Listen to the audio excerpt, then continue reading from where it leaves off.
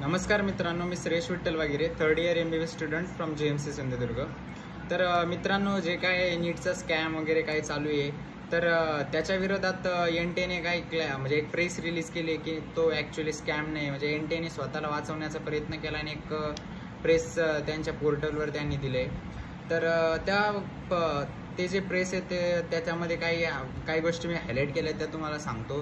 बाकीला त्यात त्यांनी स्वतःला वाचवण्याचाच प्रयत्न केला आहे। Regarding queries of the candidates in NEET UG 2024 result declare on 4 June. Okay, cut off of NEET UG 2024 average marks असतात क्वालिफाय होण्याचे, तर ते वाढले, ते 332 पर्यंत गेले, असं त्यांचं म्हणणं सांगायचा प्रयत्न करताय की नीट क्वालिफाय होण्याचे मार्क वाढण्याचा रिझन आहे ॲव्हरेज मार्क वाढले। ओके, तर दुसरं काय सांगितलंय त्यांनी की हा दुसरा पॉईंट मेन पॉईंट आहे, त्यात सांगितलं होतं की compensatory marks for loss of time. तर ते इथं काय म्हणतात की honourable high court of Punjab, Haryana, Delhi and Chandigarh raising concerns of loss of exam time during the conduct of NEET UG 2024 on 5 May 2024। Okay, तर ते म्हणताय की पंजाब, हरियाणा, छत्तीसगड, दिल्ली ह्या राज्यामध्ये असे काही सेंटर होते त्या सेंटरमध्ये विद्यार्थ्यांना पेपर लेट भेटला, तर त्याच्या विरोधात कोर्टमध्ये केसेस फाईल झाल्या।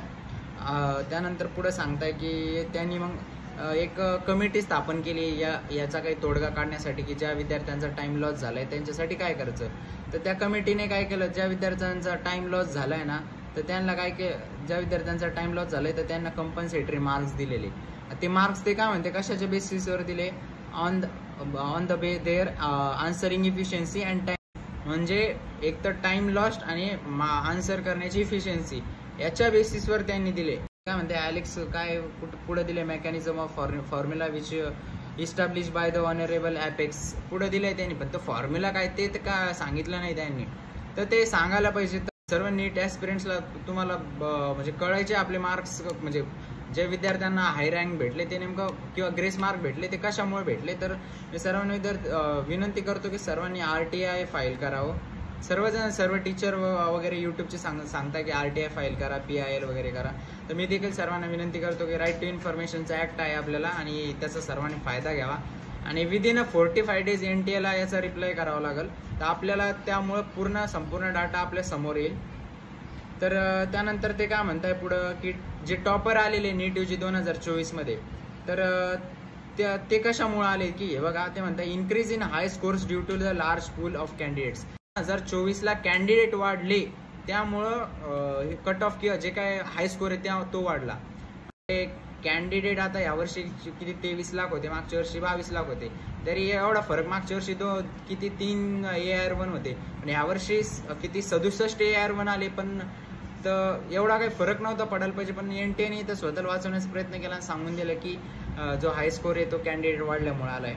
त्यानंतर पुढे दिलं की 67 कॅन्डिडेट ज्यांना 720 पैकी 720 भेटले आणि त्यातले 44 असे विद्यार्थी ज्यांना फिजिक्सचे जे आन्सर की होते त्यात एक बोनस क्वेश्चन होता, ॲटमचा एक क्वेश्चन होता ना, तर त्याचे बोनस मार्क मिळाले, त्यामुळे त्यांना 720 पैकी 720 भेटले आणि 6 स्टुडंट होते ज्यांना ॲक्च्युली हे कंपन्सेटरी मार्क मिळाले। ते म्हणतो ना आपण एका सेंटरचे येते, तर हे 6 स्टुडंट होते त्यांना ते नॉर्मलायझेशनचे मार्क भेटले।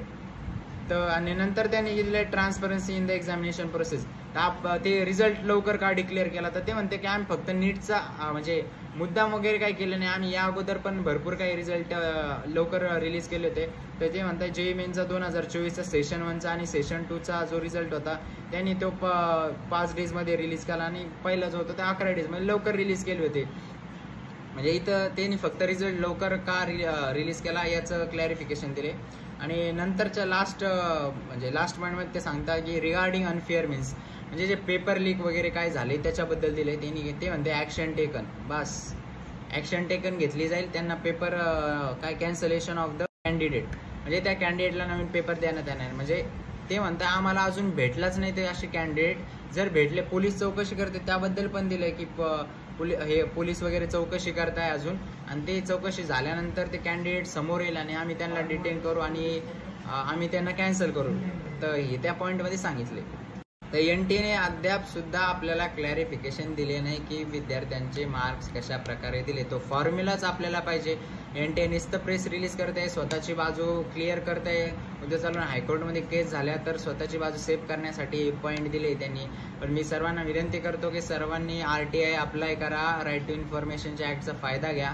तुम्हाला सर्वच्या सर्व विद्यार्थ्यांचा डाटा, ज्यांना कोणाला ते 1563 विद्यार्थी ना ज्यांना नॉर्मलायझेशनचे मार्क्स भेटले त्यांचा डाटा येऊन जाईल आपल्यासमोर. 1563 विद्यार्थ्यांमुळे थोडी एवढा रँकमध्ये फरक येऊ शकतो. खूप सारे विद्यार्थी असेल त्यामुळे रँकमध्ये फरक आला एवढा.